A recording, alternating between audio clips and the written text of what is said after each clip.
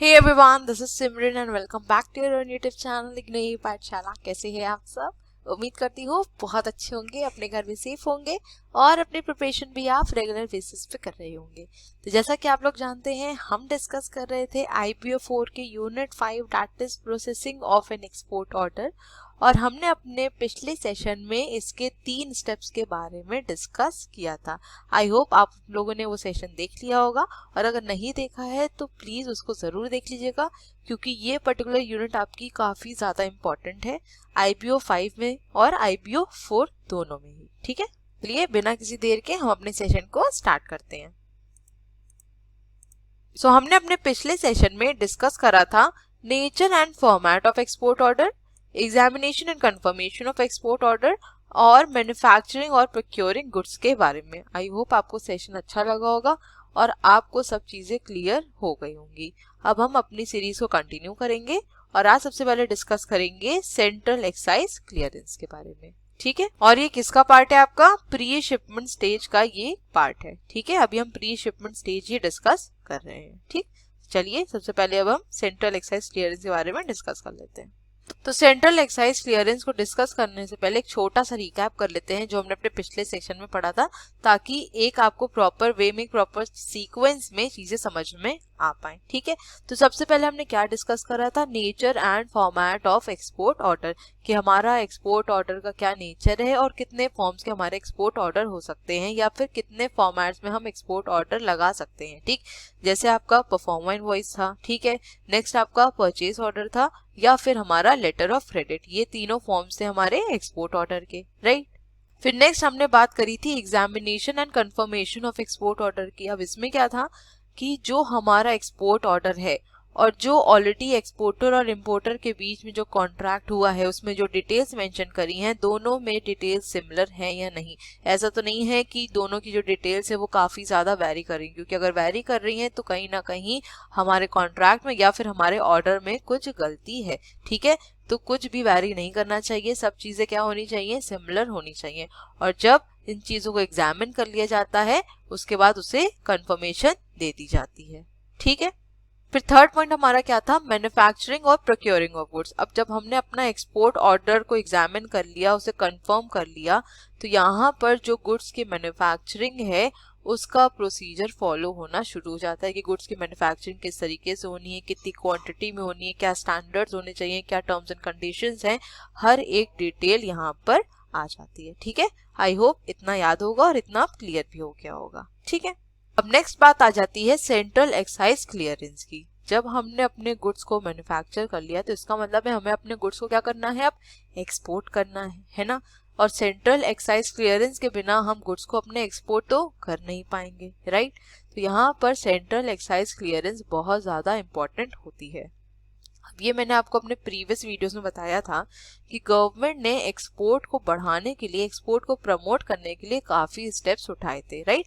और वहां पर एक इम्पॉर्टेंट स्टेप ये भी था कि गवर्नमेंट ने एक्साइज ड्यूटीज को थोड़ा रिड्यूस किया था, ताकि एक्सपोर्ट्स को ज्यादा से ज्यादा बढ़ाया जा सके। ठीक, और अगर मैं ट्रेड के टर्म से बात करूं तो एक्साइज ड्यूटी को यहाँ पे क्या कहा जाता है?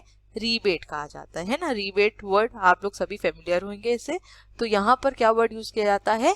रीबेट। ठीक है, तो अगर हमारे एक्सपोर्टर को रीबेट चाहिए तो यहाँ पर उन्हें किन किन डॉक्यूमेंट जरूरत पड़ेगी? सबसे पहले तो जो इनवॉइस है उसकी जरूरत पड़ेगी, साथ में आपका जो AR4 और AR5 फॉर्म है इसकी जरूरत पड़ती है। अब ये जो फॉर्म होते हैं इनके बारे में बहुत सारे डिटेल में डिस्कस नहीं करेंगे, आप सिर्फ इतना समझ लीजिए कि ये जो फॉर्म्स होते हैं बेसिकली ये रीबेट के लिए ही यूज किए जाते हैं, कि जब हमें एक्साइज ड्यूटी में रीबेट चाहिए तो जो कंपनीज होती हैं या फिर जो एक्सपोर्टर्स होते हैं वो AR4 या AR5 फॉर्म को यूज करते हैं। ठीक है, so as soon as goods are ready for the dispatch to the port for shipment, the production department of export firm is to apply to the Central Excise Authority for excise clearance of goods. तो जब हमारी exporting company goods को manufacture कर लेती है और वो goods final डिस्पैचमेंट के लिए अवेलेबल हो जाते हैं, मतलब कि जिस पोर्ट से उन्हें शिप करना है वहां पर गुड्स को जब प्लेस कर दिया जाता है,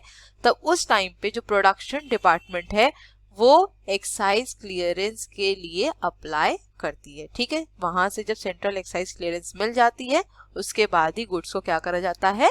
शिप कर दिया जाता है। ठीक, So the exporters prepare 6 copies of AR4 and AR5 forms. तो यहाँ पर जो एक्सपोर्टर है वो 6 कॉपीज को मेंटेन करता है AR4 और AR5 फॉर्म्स की. ठीक है, ये बेसिकली किसका होता है, जो क्लियरेंस का फॉर्म होता है. जब हमें एक्साइज क्लियरेंस चाहिए होती है तब यहाँ पर इसको अप्लाई किया जाता है. ठीक है.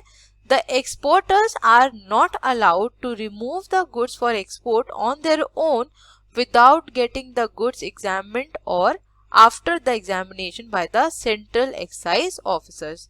तो बिना गुड्स के प्रॉपर इंस्पेक्शन के हम अपने गुड्स को वहां से हटा नहीं सकते हैं. ठीक है, ऐसा नहीं है कि हमने वहां पर गुड्स को प्लेस करा पोर्ट पे और हमने उसको इजीली शिप कर दिया. नहीं, जब तक जो एक्साइज क्लियरेंस नहीं मिल जाती है तब तक हम अपने गुड्स को वहां से हटा नहीं सकते हैं. ठीक है. In case of without examination, exporter submits 4 copies of AR4 or AR5 form to the superintendent of central excise having jurisdiction over the premise of the exporter within 24 hours of the removal of the consignment. The superintendent examines the AR4 AR5 form and having been satisfied signs the form and return it to the concerned person.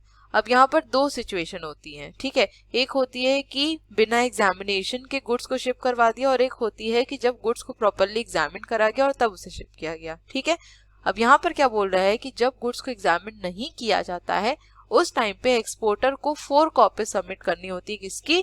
AR4 और AR5 form की. ठीक, और इसे कौन देखता है? Superintendent देखते हैं. अगर वो सब चीजों से सेटिस्फाइड हो जाते हैं तो वो इस फॉर्म पे साइन कर देते हैं और आप अपने कंसाइनमेंट को फिर डिस्पैच कर सकते हैं. ठीक है, अब चलते हैं नेक्स्ट स्लाइड की तरफ. आई होप यहाँ तक क्लियर हो गया होगा. Now sometimes the exporter desires sealing of goods by the central excise officer so that the customs office at the port of shipment may not examine the export goods. So in such case the exporter submits AR4 AR5 forms in 6 stipulate to the superintendent of the central excise having jurisdiction over the premise of the exporter. The superintendent may depute an inspector of the central excise or may himself go for sealing and examination of the export cargo. After he is satisfied, he allow the clearance of cargo. तो अभी मैंने आपको बताया कि दो different cases होते हैं. ठीक है, एक केस होता है कि जब कस्टम अथॉरिटीज प्रॉपर एग्जामिनेशन करती हैं गुड्स का और उसके बाद उसे अलाउ करती हैं कि आप उसे शिप कर सकते हैं. या फिर दूसरा केस ये भी होता है कि जहां पर हमारी जो कस्टम अथॉरिटीज हैं वो उसे चेक ही ना करें. अब क्वाइट सरप्राइजिंग ना कि कस्टम अथॉरिटीज बिना चेक करे हमारे गुड्स को कैसे शिप होने देगी. तो यहाँ पर क्या होता है, जो हमारे सेंट्रल एक्साइज ऑफिसर होते हैं ना वो हमारे गुड्स को इंस्पेक्ट कर लेते हैं, उसे एग्जामिन कर लेते हैं और उस पे क्या लगा देते हैं? सील. ठीक, जब हमारे गुड्स पे सील लग गई और जब हम अपने पोर्ट तक पहुंचे तो वहां पर उस सील को रिमूव नहीं किया जाता है. ठीक है, तो अगर हमें कस्टम अथॉरिटीज से बचाना है अपने गुड्स को इंस्पेक्ट करने के लिए, एग्जामिन करने के लिए, तो उस टाइम पे सेंट्रल एक्साइज ऑफिसर से ही हम क्या करते हैं? अपने गुड्स को इंस्पेक्ट या फिर एग्जामिन करवा लेते हैं और उस पर एक सील लगवा देते हैं. अब यहाँ पर जो आपके डॉक्यूमेंट लगेंगे वो क्या लगेंगे? 6 copies of AR4 and AR5. ठीक है, अभी मैंने जहां पीछे डिस्कस किया था वहां पर कितनी कॉपीज लग रही थी? 4 कॉपीज ऑफ AR4 AR5 लग रही थी. ठीक है, जब हम कस्टम अथॉरिटीज से अपने गुड्स को एग्जामिन नहीं करवाते हैं वहां पर कितनी लगेगी? 6 copies of AR4 and AR5. ठीक, फिर यहाँ पर क्या होता है कि जो हमारे सुपरिटेंडेंट है वो क्या करते हैं कि एक इंस्पेक्टर को या फिर वो खुद ही गुड्स को क्या करते हैं? इंस्पेक्ट करते हैं, एग्जामिन करते हैं और अगर उन्हें सब चीज सेटिस्फैक्टरी लगती हैं तो उसके बाद ही गुड्स पे सील लगा दी जाती है और उसके बाद उसे इजीली कस्टम अथॉरिटी से क्लियरेंस भी मिल जाती है. ठीक है, आई होप क्लियर हुआ. चलते हैं नेक्स्ट स्लाइड की तरफ. अब नेक्स्ट आ जाते हैं हम प्री शिपमेंट इंस्पेक्शन के ऊपर. अब जैसा कि आपको नाम से समझ में आ रहा होगा, प्री शिपमेंट मतलब कि शिपमेंट से पहले गुड्स को इंस्पेक्ट करना, गुड्स की क्वालिटी चेक करना, उनके स्टैंडर्ड्स चेक करना. ठीक है, अब ये क्यों करने की जरूरत होती है? क्योंकि कुछ हमारे ऐसे प्रोहिबिटेड गुड्स हैं या फिर कह सकते हैं ऐसे हजार्डियस गुड्स हैं जिनका इंस्पेक्शन होना जरूरी है. और ये इसलिए भी किया जाता है ताकि ये देखा जा सके कि जो हमारा बायर है या फिर जो भी हमारा इम्पोर्टर है उसकी जो भी टर्म्स एंड कंडीशंस थी प्रोडक्ट्स को लेके, स्टैंडर्ड्स थे, उनको मैच किया गया है या फिर नहीं किया गया है, ठीक है। इसलिए गुड्स को इंस्पेक्ट किया जाता है। अब ये जो आपका इंस्पेक्शन है वो कब होगा, जब हमारे गुड्स सील होने वाले होंगे उससे पहले होगा। वेरी ऑब्वियस ना, अगर हमारी कस्टम अथॉरिटीज या फिर सेंट्रल एक्साइज अथॉरिटीज उसको सील कर देंगे तब उसके बाद तो आप इंस्पेक्शन कर नहीं पाएंगे, है ना। तो जो हमारा ये इंस्पेक्शन प्रोसेस है ये कब हो जाएगा, जब गुड्स को सील करा जाएगा, उससे पहले ही इसे हमें कंप्लीट करना होता है, ठीक है। And I am really sorry कि यहाँ पे मैं बोलती हूँ कि हमें करना होता है, हमें करना होता है। मुझे पता है ना आपको करना है ये, ना मुझे करना है, बट ये इसलिए बोलती हूँ ताकि आप खुद को सिचुएशन में रख के समझे तो आपको अच्छे समझ में आएगा। क्योंकि अगर मैं बार बार बोलूँगी ना कि एक्सपोर्टर को करना है तो एक्सपोर्टर तो यहाँ पे कोई थर्ड पर्सन हो जाएगा। लेकिन अगर आप खुद को एक एक्सपोर्टर मान के अगर इसको समझेंगे ना तो ये आपको ज़्यादा अच्छे से क्लियर हो जाएगा कि आपको समझ में आएगा कि अच्छा मैं अगर एक्सपोर्टर हूँ तो मुझे फिर ये करना होगा, फिर उसके बाद मुझे ये स्टेप फॉलो करने होंगे, है ना। तो इससे ज़्यादा अच्छे से क्लियर होगा। आई होप मेरी बात आपको कन्वे हो गई होगी। So Government of India notifies from time to time a number of goods whose export is subject to compulsory quality control or pre-shipment inspection. Consequently, the Indian custom authorities will require the submission of an inspection certificate issued by the designated agency before permitting the shipment to take place. तो हमारा shipment होने से पहले, मतलब हम जब अपने goods को डिस्पैच कर रहे हैं उससे पहले हमारे पास इंस्पेक्शन सर्टिफिकेट होना चाहिए, ठीक है।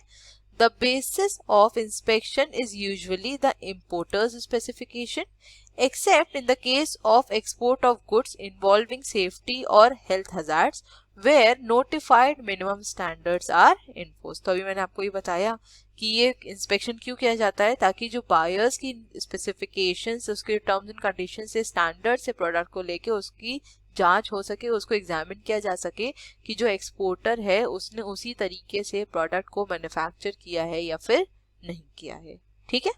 So inspection of export goods may be conducted under consignment wise inspection होता है आपका एक, ठीक है, in process quality control and self certification, ठीक।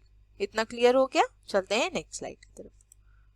So the production department is to apply to the export inspection agency for nominating an inspector for conducting examination of the export goods. अब जिन भी goods का inspection होना है उसके लिए कुछ authorities को नॉमिनेट किया जाता है, जैसे आपके इंस्पेक्टर सब। ऐसा तो है नहीं कि पूरी की पूरी एजेंसी लग जाएगी आपके गुड्स को चेक करने के लिए, इंस्पेक्ट करने के लिए, है ना। कुछ ऐसे पर्सन्स को नॉमिनेट किया जाता है, वो क्या करते हैं, फिर आपके जो गुड्स हैं उन्हें क्या करते हैं, इंस्पेक्ट करते हैं, जांच करते हैं, उसकी क्वालिटी को चेक करते हैं, ठीक है। So the application is to be made on a prescribed form known as notice of inspection and submitted to the agency with the following documents. अब देख लेते हैं कौन कौन से डॉक्यूमेंट्स लगेंगे। पहला है कॉपी ऑफ कमर्शियल इनवॉइस, दूसरा है cross check of demand draft as inspection fee, तीसरा है हमारा कॉपी ऑफ एक्सपोर्ट कॉन्ट्रैक्ट, और चौथा है हमारा इम्पोर्टर्स टेक्निकल स्पेसिफिकेशन और अप्रूव्ड सैंपल। अच्छा आप मुझे एक चीज बताइए, जो हमारी इंस्पेक्टिंग एजेंसी है जो हमारे गुड्स को इंस्पेक्ट करेगी, उन्हें कैसे पता चलेगा कि हमने किस तरीके से गुड्स को मैन्युफैक्चर किया है, हमने क्या क्वालिटी यूज करी है, किस स्टैंडर्ड के गुड्स हैं, उनको कैसे पता चलेगा।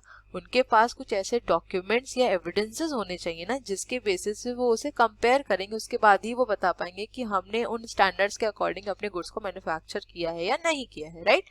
तो हमें इन सब डॉक्यूमेंट्स को क्या करना पड़ता है, सबमिट करना पड़ता है। सबसे पहले कमर्शियल इनवॉइस की कॉपी को सबमिट करना पड़ता है, ठीक है। फिर इंस्पेक्शन फीस लगती है, उसको क्रॉस चेक करके देना पड़ता है, ठीक है। नेक्स्ट है हमारा एक्सपोर्ट कॉन्ट्रैक्ट। अब जो हमारा एक्सपोर्ट कॉन्ट्रैक्ट की कॉपी होगी उसमें सारी डिटेल्स मेंशन होंगी, है ना, सारी चीजें मेंशन रहती है, किस टाइप के गुड्स हैं, कितनी क्वांटिटी है, हर एक चीज। तो यहाँ से भी वो कहीं ना कहीं मैच कर लेंगे, ठीक। नेक्स्ट है हमारा इम्पोर्टर टेक्निकल स्पेसिफिकेशन या फिर अप्रूव्ड सैंपल। जो हमारा इम्पोर्टर है अगर उसने कुछ टेक्निकल स्पेसिफिकेशंस दी थी कि हमारे गुड्स में कुछ इस तरीके से होना चाहिए, ये प्रोडक्ट आपको यहाँ पे लगाना है, जो भी उन्होंने अगर दी हो स्पेसिफिकेशन, तो उसकी भी कॉपी यहाँ पर लगेगी, ठीक है। उससे क्या करेंगे, वो हमारे गुड्स को एग्जामिन करेंगे, उसे कंपेयर करेंगे और उसके बाद ही हमको इंस्पेक्शन सर्टिफिकेट प्रोवाइड करेंगे। अगर सारी चीजें सेटिस्फैक्टरी निकलती हैं, सही निकलती हैं, तब उसके बाद इंस्पेक्शन सर्टिफिकेट दिया जाता है, ठीक है। After the inspector has completed inspection, the export inspection agency will issue the inspection certificate in triplicate. So ये जो हमारा इंस्पेक्शन सर्टिफिकेट है इसकी 3 कॉपीज इशू करी जाती हैं। कितनी? 3 कॉपीज, ठीक। अब 3 कॉपीज इशू करने का क्या मतलब हुआ कि यहाँ पर ये 3 लोगों को दी भी जाती होगी, राइट। तो सबसे पहली कॉपी जो होती है, जो कि ओरिजिनल कॉपी होती है, वो किसी दी जाती है, कस्टम अथॉरिटीज को दी जाती है। और सिर्फ इंस्पेक्शन सर्टिफिकेट ही नहीं दिया जाता है, इसके साथ जो अदर डॉक्यूमेंट्स हैं वो भी कस्टम अथॉरिटीज में सबमिट करे जाते हैं, ठीक है। अब जो इसकी दूसरी कॉपी होती है वो किसे दी जाती है, हमारे बायर को, मतलब हमारे जो इम्पोर्टर उसे दी जाती है। अब इससे क्या वेरिफिकेशन हो जाता है उसको कि यहाँ पर जो मेरे पास गुड्स अब आ रहे हैं वो ऑलरेडी इंस्पेक्ट होके प्रॉपरली आ रहे हैं, तो कोई भी फ्रॉड नहीं हो सकता है, ठीक। और जो लास्ट कॉपी है वो ऑब्वियसली किसके पास रहेगी, एक्सपोर्टर के पास रहेगी, ताकि फर्दर उसके पास एक प्रूफ रहे कि उसने अपने गुड्स को इंस्पेक्ट करवाया था, ठीक है। सो आई होप आपको प्री शिपमेंट इंस्पेक्शन अब क्लियर हो गया होगा। चलते हैं नेक्स्ट स्लाइड की तरफ।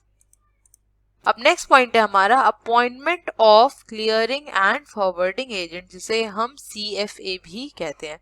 अब ये आपका बहुत ज्यादा इंपॉर्टेंट है, ठीक है, क्योंकि CFA के ऊपर स्पेसिफिकली क्वेश्चन पूछता है। ये आपका एक कह सकते हैं सीक्वेंस में तो इम्पोर्टेंट है ही, लेकिन स्पेसिफिकली भी पूछ सकता है, ठीक है।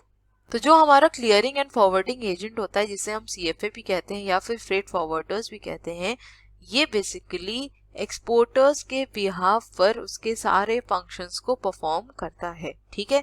जितने भी फंक्शंस हमारे एक्सपोर्टर के होते हैं इस एक्सपोर्ट प्रोसेस में, वो सारे फंक्शन कौन करता है, CFA करता है, और इसके लिए वो कोई फीस भी चार्ज करता है, ऑब्वियस सी बात है, ठीक।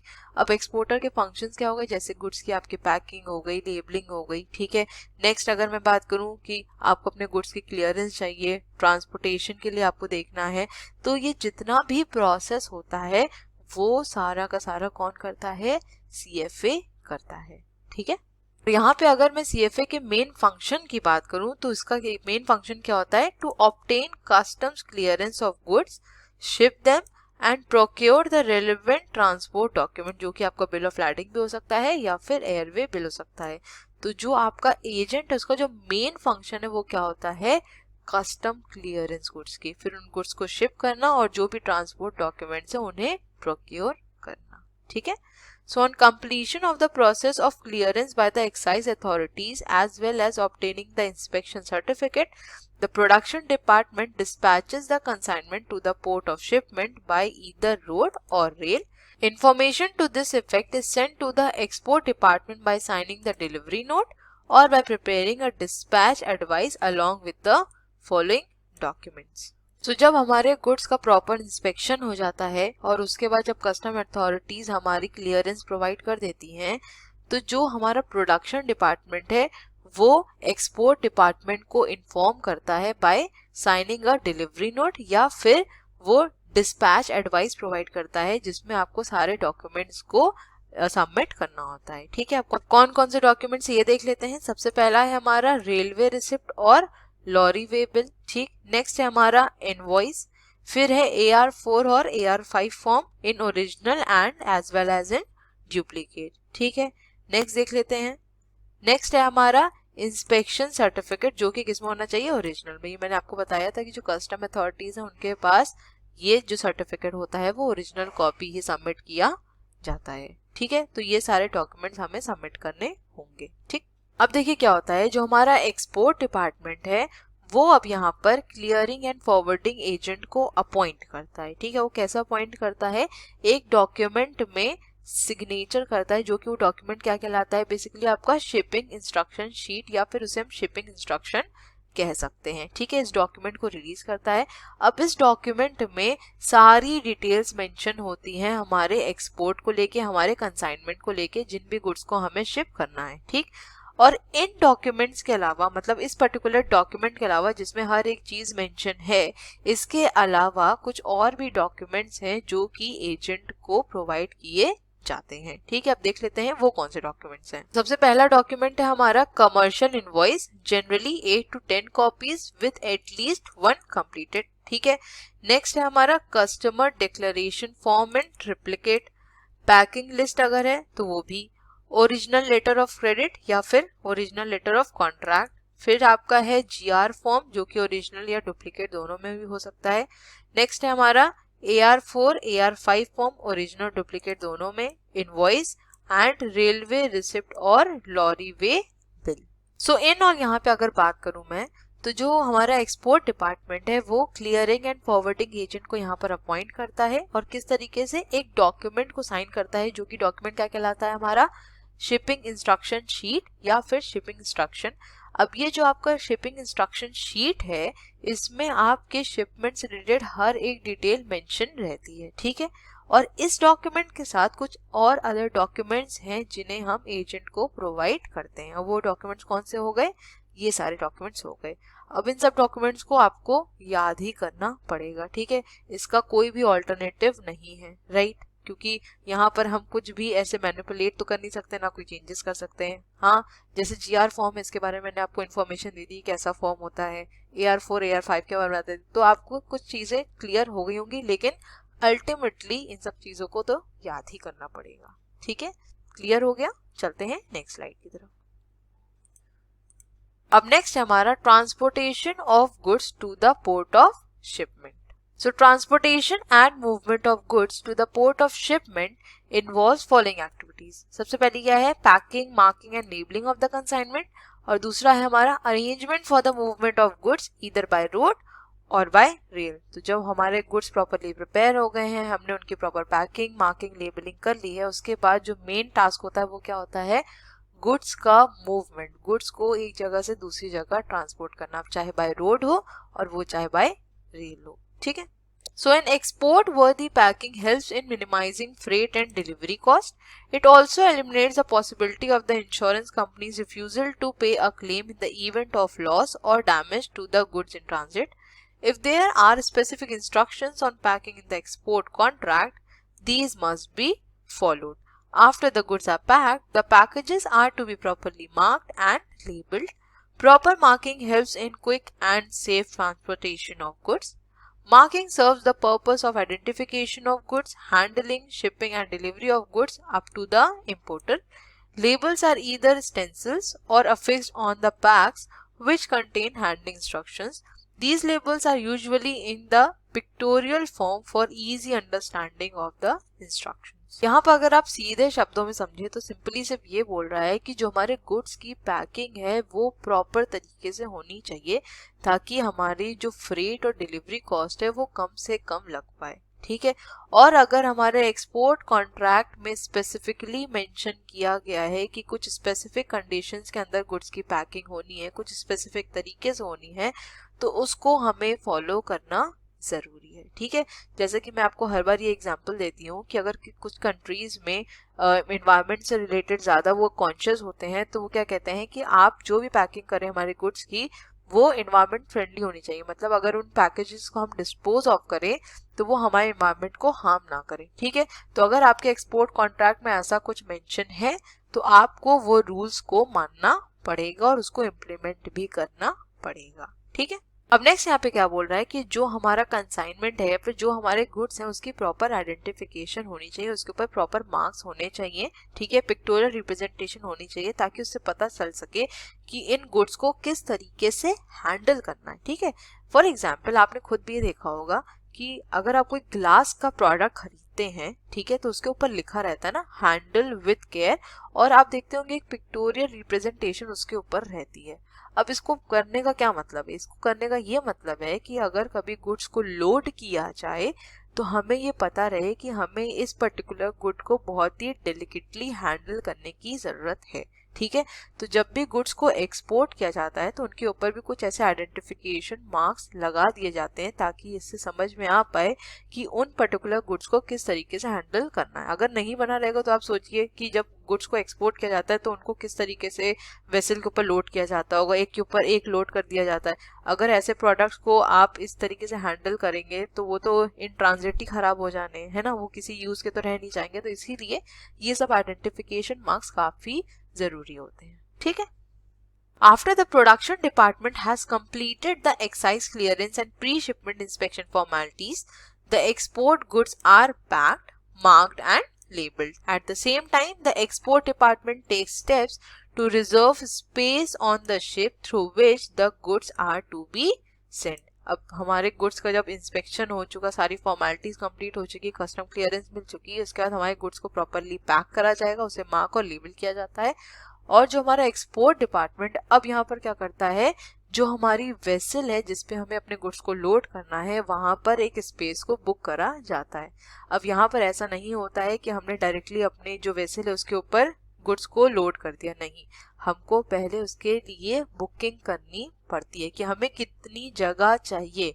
ऐसा तो नहीं हमारा कंसाइनमेंट बहुत बड़ा, हमारे पास जगह छोटी है तो वहां पे तो वो एडजस्ट हो नहीं पाएगा, तो इसीलिए पहले से ही स्पेस को बुक कर लिया जाता है। ठीक है, so shipping space can be reserved either through the clearing and forwarding agent or the freight broker who work on the behalf of the shipping company or directly from the shipping company. तो जो हमारा CFA है that is आपका clearing and forwarding agent, जो exporter के behalf पे सारे functions perform करता है, वो यहाँ पर शिप पर स्पेस भी बुक कर सकता है अगर जो हमारा एक्सपोर्टर है उसने उस चीज के लिए उसे असाइन किया है, और अगर नहीं करा है तो डायरेक्टली हम शिपिंग कंपनी से भी स्पेस को बुक कर सकते हैं। ठीक है, after the space has been reserved, the shipping company will issue a document known as the shipping order. This document serves as a proof of the space reservation. तो जब हमारी शिपिंग कंपनी ने हमारे लिए जो स्पेस है उसको book कर लिया, उसे रिजर्व कर लिया, तो उस टाइम पे एक डॉक्यूमेंट इशू करा जाता है। वो कौन सा होता है, शिपिंग ऑर्डर। और इससे क्या पता चलता है कि हमारा जो वेसल है उस पे हमें रिजर्वेशन मिल गई है, हमें स्पेस मिल गई कि हम अपने कंसाइनमेंट को उस पे लोड कर सकते हैं अब। ठीक है, आई होप यहाँ तक क्लियर हो गया होगा। चलते हैं नेक्स्ट स्लाइड की तरफ। Now information of a space reservation is given to the production department for making transport arrangement to the port.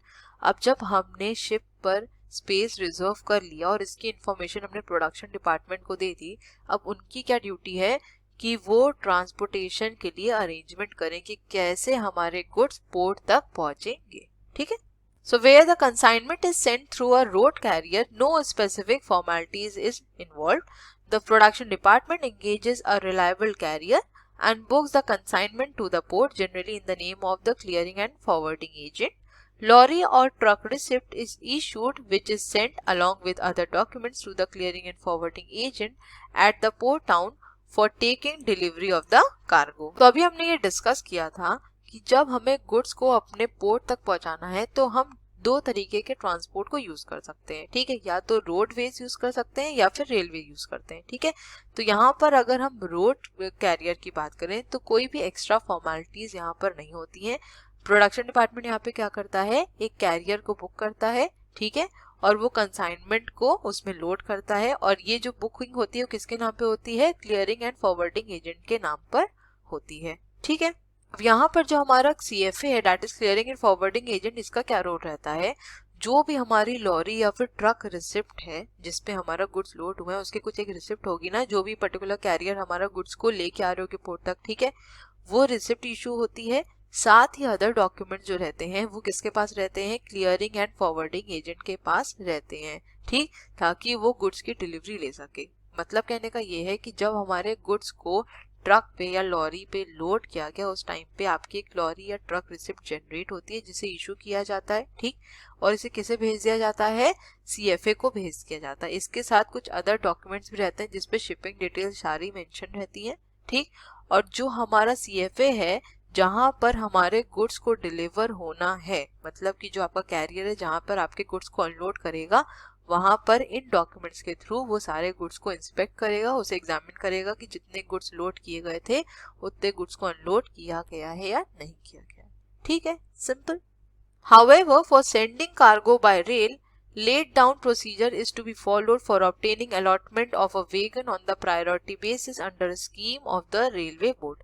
According to this scheme, wagons are allotted on the priority basis for carrying export goods to the port of shipment.